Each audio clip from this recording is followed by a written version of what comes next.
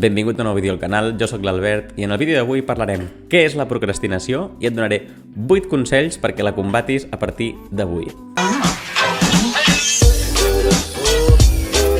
Com més investigo sobre la procrastinació, més clar tinc que és un problema temporal, que és una lluita interior que tenim entre el present i el futur. I t'ho explicaré amb dues teories diferents. La primera teoria és que preferim el curt termini sobre el llarg termini. Segur que t'ha passat, saps que hauries d'estar estudiant per un examen, però és que s'està molt bé mirant TikToks, jugant a la Play o de cop necessitaves molt endreçar l'habitació perquè estava desordenada. Això és perquè la nostra ment no és capaç de donar el mateix valor als beneficis a llarg termini que a curt termini.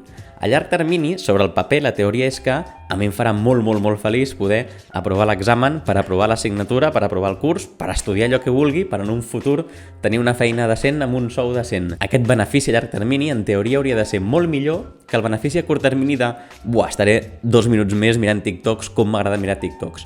Però la ment no és capaç de valorar-ho així. Per la ment, estar 5 minuts més jugant a la Play, 2 minuts més mirant Reels, 3 minuts més a TikTok, per la ment li dona una dopamina impressionant. Procrastinar és irresistible. Creus que això que hauries de fer a llarg termini tampoc és tan urgent i que ja podràs estudiar en un altre moment. No és tan urgent tampoc posar-nos a estudiar. Ara és molt millor que juguem una mica més a la Play, que mirem una mica 4 Reels més. De fet, hi ha algun estudi científic que ha investigat per què passa això. I, per exemple, van agafar 2 grups de participants i en un grup els van dir: podeu escollir entre que us donguem 100 euros avui o 110 euros d'aquí a un mes. La gran majoria de gent va escollir que preferien que els donguessin 100 euros avui mateix.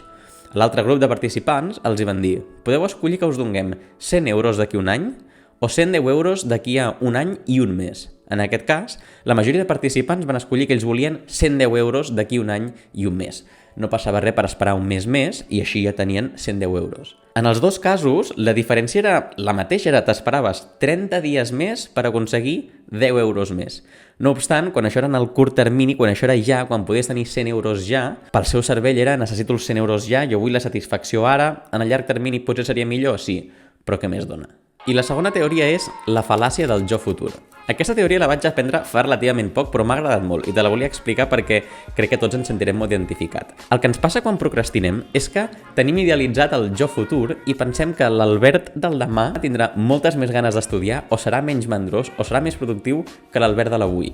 Avui em podria fer moltíssima mandra anar al gym o posar-me a estudiar per un examen i penso: no, ja ho faré demà, com si de manera màgica jo demà ja no tingués mandra i demà digués: avui soc una persona que té moltes ganes d'anar al gym, o que bé, avui m'he aixecat i tinc moltíssimes ganes d'estudiar. D'alguna manera idealitzem el jo futur per justificar que avui, tampoc era tan important estudiar, anem a seguir mirant Reels, tampoc cal canviar aquells mails que havia de fer, anem a mirar una mica l'última sèrie de Netflix. Òbviament això és un error. Si t'hi fixes, tu avui ets igual de mandrós de lo que eres ahir i abans d'ahir, que res et faci pensar que demà ja no ho seràs. Havent vist aquests dos problemes, doncs anem a veure aquests trucos que tenim per fer que el tu d'avui del present es posi a treballar i no procrastini, com fer que la ment no ens enganyi i puguem treballar en aquestes coses del llarg termini. El primer consell és que hackeegis el curt termini. Dóna't incentius perquè vulguis fer les coses que has de fer avui, ja sigui donar-te una recompensa quan ho facis o castigar-te en el cas que no ho facis. Per exemple, jo aquests dies estic fent un repte de meditació, que espero que vegis en un vídeo properament, que he de meditar una estona cada dia. Em fa moltíssima mandra meditar, t'ho prometo. I un dels trucos que m'he posat és dir-li a la meva parella que no em deixi veure vídeos de YouTube fins que hagi meditat. És la meva recompensa o el meu càstig per fer aquesta cosa que sé que he de fer. No puc posar-me amb l'iPad al sofà i començar a mirar vídeos, començar a mirar reviews fins que no hagi meditat. I tinc una persona qui li he dit que sé que em farà ser conscient i que em vigilarà, em castigarà en el cas que no ho hagi fet bé. També pots fer coses més heavies, com dir-los als teus amics que els donaràs 50 euros cada dia que facis al gimnàs. El problema d'aquest consell, òbviament, és que depèn de tu, que siguis sincer a l'hora de dir-los als teus amics si has anat al gym o a la teva parella si has meditat. Anem a mirar si hi ha algun altre consell que ens pugui ajudar. Doncs el segon consell és la norma dels 5 minuts. Posa't un temporitzador i obliga't a estar 5 minuts treballant en allò que hauries d'estar fent. 5 minuts de veritat, no s'hi val procrastinar en aquests 5 minuts, però només 5 minuts. Un cop passin aquests 5 minuts, tu pots parar l'alarma i si vols deixar de treballar realment, deixa de treballar, vés-te'n i posa't a procrastinar. Veuràs com la majoria de vegades en aquests 5 minuts ja entres ja en un estat d'una mica una concentració que ja has superat la mandra de posar-t'hi. I passats aquests 5 minuts esperem que bastantes vegades, no sempre però tant de bo la majoria, decideixis seguir treballant 5 minuts més, un quart d'hora més, mitja hora més, l'estona que faci falta. Però molts cops la procrastinació ens costa més posant-hi que no pas quan ja ens hi hem posat realment seguir treballant. Però posar-te aquests primers 5 minuts és l'únic que et demano. 5 minuts, tothom ho pot fer. El tercer consell és que et facis un to-do list molt detallat. Aquest és un consell que personalment aplico moltíssim. I és que a mi el que em paralitza, el que em fa procrastinar és veure que tinc tantes coses a fer que no sé per on començar. I el simple fet d'enfrontar-m'hi se'm fa una muntanya i llavors busco altres coses a fer. El que he de fer és posar-m'hi ordre i em faig unes llistes de coses a fer extremadament detallades. Coses com, per exemple, escriure el títol del mail, redactar el mail, revisar el mail, enviar el mail. 4 tasques només per enviar un correu electrònic. Però és el que a mi em serveix de, vale, ara tinc molt clar el que he de fer, l'únic que he de fer és organitzar-me amb el temps que tinc, a quin moment faig cada cosa, ho puc fer. El meu consell és que aprofitis els 5 minuts que t'he dit del consell anterior per fer precisament això. Dedica només 5 minuts a organitzar-te.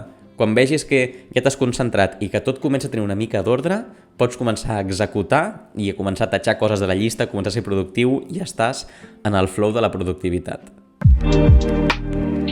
Consell número 4. La petita victòria. Posem-nos en una situació que ja has utilitzat els teus 5 minuts per fer la llista de coses a fer, però és que hi ha tantes coses que, tot i veure ordenat, encara és massa. Encara et fa por enfrontar-t'hi. Bé, el meu consell és que comencis amb una petita victòria, que t'organitzis perquè en els primers 5-10 minuts ja puguis tatxar una cosa a la llista i ja vegis que has fet progrés. Un exemple que faig jo és, cada tarda quan deixo de treballar em deixo un mail preparat per enviar el dia següent. Així cada matí, quan arribo a l'ordinador, veig tot el que he de fer, veig el planning del dia, com em vull organitzar, veig que a les 9:05, 9:10 segurament jo he pogut enviar aquell correu que volia enviar, ja estic tatxant una cosa a la llista i el dia comença amb un bon peu. Organitza't per començar el dia sempre amb una petita victòria. Consell número 5. Utilitza la música. Recentment ja vam parlar de la música en un Productivity Hack i el consell és exactament el mateix. Utilitza la música de manera una mica estratègica per crear-te un ambient productiu que el teu cervell entengui que no volem procrastinar, sinó que el que ara volem és treballar. En el meu cas, tinc unes playlists específiques que em poso perquè el cervell ja les associa, ara toca treballar, ara toca pensar en vídeos de YouTube, res més. A vegades he escoltat bandes sonores, però últimament tinc 2 playlists que m'estan agradant molt i és la playlist de Lofi, una llista així més chill, les cançons no tenen música i va molt bé per tenir-la de fons quan vas treballant, el meu cervell ja sap que allò vol dir concentració, i una playlist meva que es diu Moment Acústic, que et deixaré per algun lloc d'aquí. Estic molt orgullós d'aquesta playlist i és una playlist així una mica més acústica, les cançons sí que tenen lletra, però em relaxa molt, l'associo molt amb aquesta estona d'estar al sofà als vespres pensant guions pel vídeo, editar una miqueta. No sé com es comparteixen les playlists, però jo te les recomano. Segurament hi ha un enllaç a la descripció si he averiguat com fer-ho. Busca't aquestes playlists que el teu cervell ja associï amb concentrar-se i no en procrastinar. En 6è lloc, dissenya el teu espai. Si t'ha agradat el consell de la música, aquest va en la mateixa direcció. És fes-te un entorn que t'eviti procrastinar o que et faci ser una mica més productiu, que et faci concentrar-te una mica millor. Jo aquest estiu he procrastinat una mica perquè feia massa calor i la veritat és que he trobat un estudi que demostra que amb massa calor la productivitat baixa. És un estudi fet a la Índia, en unes fàbriques on els treballadors, a partir de que la temperatura pujava de 27 graus, per cada grau que pujava eren un 4% menys productius. En aquest cas farem veure que jo empatitzo moltíssim amb els treballadors de les fàbriques índies, així que si a Barcelona la temperatura a l'estiu pot ser de 30 i pico graus, doncs la meva productivitat fàcilment baixa un 15, un 20% a l'estiu. Així que a l'hora de dissenyar l'espai, busca't un espai amb aire condicionat o amb calefacció. Altres coses que podem fer és que tinguis totes les eines necessàries al teu abast, si no, passa aquestes coses de ai, he d'anar a buscar uns pòstits a l'altra habitació i de camí buscar els pòstits ja has entrat a Twitter, quan agafes el pòstit també creus que t'has de posar a ordenar coses perquè és molt important ordenar. D'aquesta manera comencem a procrastinar i no parem mai. Així que dissenya't un espai perquè et sentis còmode, tinguis totes les eines al teu abast i no tinguis el mòbil. Havia d'aparèixer el consell en algun moment i és que treu-te les xarxes socials, allunya't el mòbil, treu-te l'ordinador si cal, te'l poses en mode avió, el que faci falta. Però si tens segurament entre 15 i 25 o 30 anys, deus entendre aquesta tendència que no saps com has arribat a TikTok, però estàs mirant TikToks. I això només ho pots evitar o t'elimines les xarxes socials o t'amagues al mòbil, perquè et dic jo que entraràs a la calculadora a fer una operació i acabaràs a Instagram. I arribem als dos últims consells, que són una mica més generals, però a mi m'agraden molt. El primer és que et rodegis de gent productiva. Si els teus companys de feina són els típics que cada 20 minuts s'han d'aixecar perquè han d'anar a fer un pipí, a fumar, a fer un cafè, a la fotocopiadora. Si vius en un entorn que facilita la procrastinació i no es concentra gaire, a tu et passarà el mateix. Per tant, busca maneres de tenir influències positives a la vida per ser més productiu. Sempre faig el paral·lelisme amb ser vegetarià. Si tu vols ser vegetarià i la teva família és vegetariana, els teus amics són vegetarians, escoltes podcasts de vegetarians i mires vídeos a YouTube de gent vegetariana, per tu ser vegetarià serà el més normal del món. És que no et plantejaràs anar al supermercat i comprar-te 4 entrecots. Doncs en aquest cas és exactament igual. Les persones amb qui més et relaciones, que més t'influencien, determinaran quins patrons de conducta tens tu una mica a l'hora de treballar.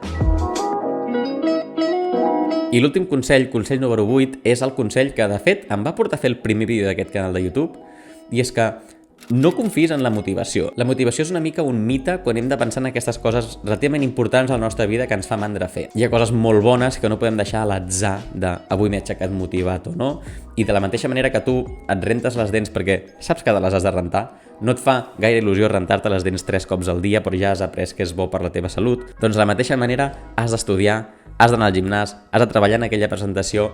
Hi ha coses que són massa importants a la vida per deixar la motivació i pensar que no estic motivat avui per estudiar, potser demà sí que ho estaré més, és creure't que demà ho estaràs, que ja et dic que no ho estaràs, i és confiar en una motivació que no t'ajuda en res. El que necessites és disciplina. Sigues una persona disciplinada, no una persona que es deixa portar per la motivació del moment. I fins aquí el vídeo d'avui. 8 consells que jo també m'he de recordar de tant en tant perquè aquest principi de trimestre ha sigut una mica caòtic, però bueno, crec que estic aconseguint-ho, crec que el flow de vídeos ha tornat a ser el que havia de ser. I res més, com sempre, pots deixar un comentari i et contestaré o et deixaré un cor o segur que interactuo amb tu d'alguna manera. Pots deixar un like al vídeo, pots subscriure't al canal, segur que trobaràs algun vídeo o altre que t'ensenya alguna idea interessant.